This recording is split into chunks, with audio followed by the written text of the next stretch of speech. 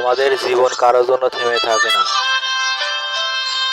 জীবন তার নিজ গতিতেই চলে। কেউ একজন আপনাকে ছেড়ে চলে গেছে, তাকে যেতে দিন। কেউ একজন আপনাকে অবহেলা করছে, তাকে অবহেলা করতে দিন। যে মানুষটি আপনার নয়, আপনি তাকে জোর করে রাখতে পারবেন না। আপনি হাজার চেষ্টা করলেও তাকে ধরে রাখতে পারবেন না। যখন তাদের জীবনে খারাপ সময় আসে, তখন নিজেকে ভালো রাখার জন্য তারা অতিথি পাখির মতো আশ্রয় খোঁজে, চলে যায় অন্যের জীবনে। আমাদের মতো কিছু মানুষ বোকার মতো তাদেরকে আমাদের জীবনে আশ্রয় দেয়।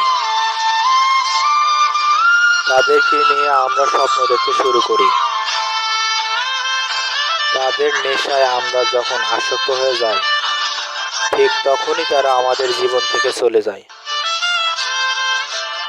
এই মানুষগুলোর জন্য অযথা আমরা আমাদের